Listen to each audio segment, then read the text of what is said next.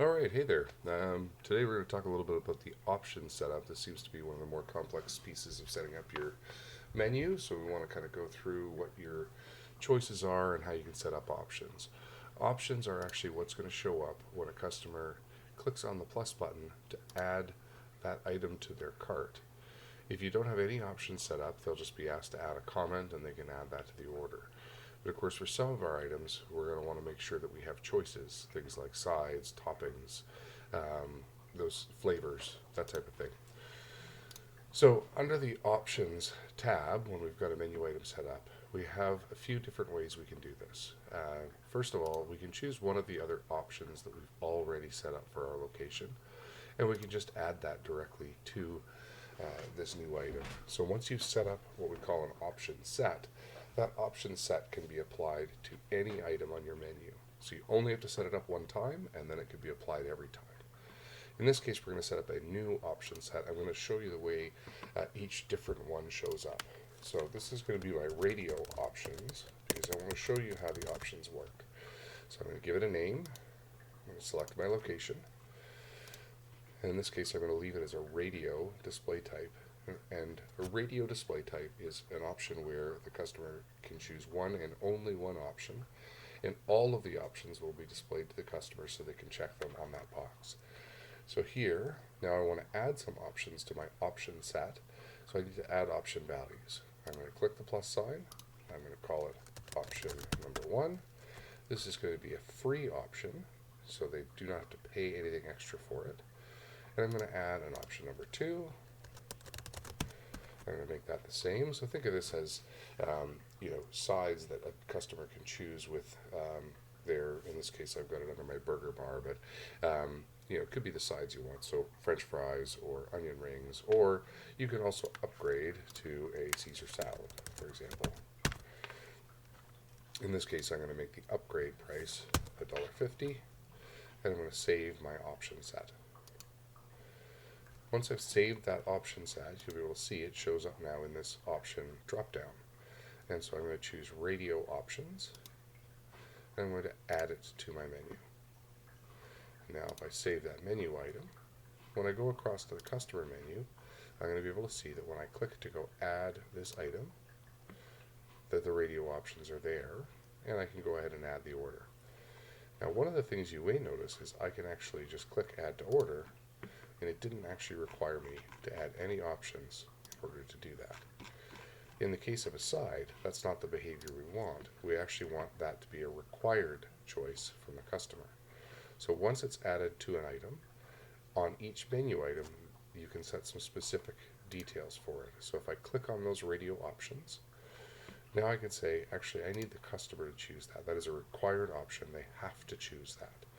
Because it's a radio button where they can choose one and only one, I don't need to do anything with min selected or max selected. And I can actually customize this for this specific item in terms of the options. So it's got the option set saved that when I add it every time, we'll have this option 1, option 2, and option 3 for $1.50. But I can actually say, no, for this item, it's actually going to be more. I can also specify what the default is so that it will always have a selection when the customer opens it, just to make it easier. So in this case, let's say this is fries. I'm going to say option 1 is the default, the options are required, and I'm going to save this now on this item. And I'm also going to save the item. Now when I go back to the customer menu, you'll notice when I click on the add to button, option 1 is already selected, and I can choose one of the other options, but every time I select something, it will change. It also highlights that this required.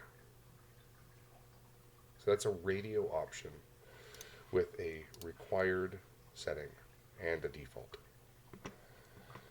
Another set of options we can have would be a checkbox. And so I'll set up a checkbox options. Again, I'm going to specify my location. Here I'm going to choose that it's going to be a checkbox. Well, checkbox is very similar to radio box, except that they can select multiples. They can select 1 or none or 5. In this case, I'm going to again give myself a few different options.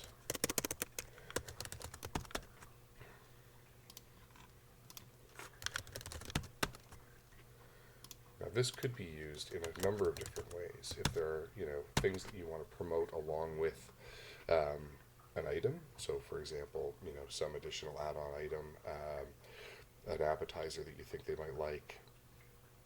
You could add a list here for beverages. So, such as pops or that kind of thing, where you have your pop flavors and you can add those to any item as an easy add-on for a customer. You'll see them show up in the options when you check out, and you can assign prices to them if they should have that. In this case, I'm not going to actually add any prices. I'm just going to save this option set. I'm going to add my checkbox item, and I'm going to add it to my menu, and I'm going to save it.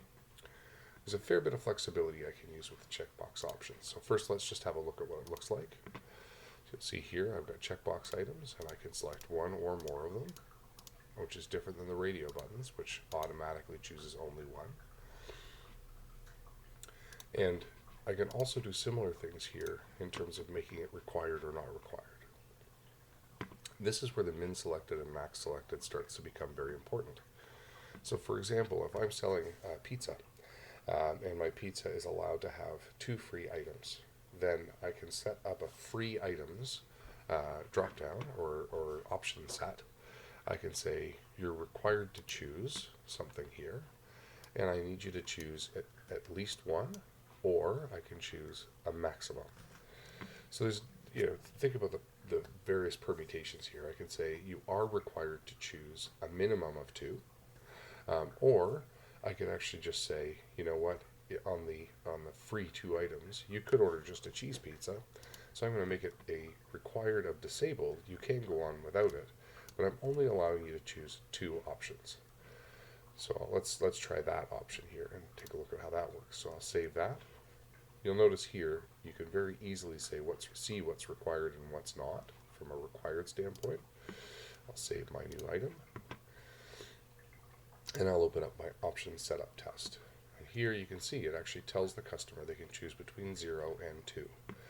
So if I was to choose one of those or none of those, I can add this to the order. But if I choose all 3, I will get an error that tells me, I'm sorry, the maximum number of options for this section is between 0 and 2.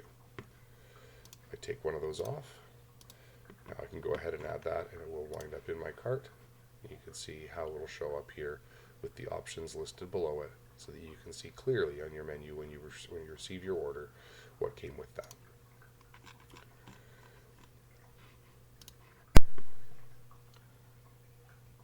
So there's obviously a lot of ways that you can configure that checkbox options to work for you in your area, between the required and not required, the selected and a minimum and maximum, and you can also set defaults to be checked off here as well if there are some sort of standard things that could be used for standard toppings on a hamburger or a sub, or any sort of dish where you have a standard setup but you allow people to kind of remove things. People will also add those types of things in comments as well, so it's not necessary to add everything as options, keeping in mind that the more options you add, the more complex it becomes for the customer to actually order your item, which is really what you want them to do. I'm just going to cover the 2 other types of options that are available to you as well. So we're going to create here a new option, and we're going to create a select option this time. Select option is actually extremely similar to a radio option, except in the way it is displayed. So I'll choose a select option. I'm going to do an option 1, option 2, option 3 again.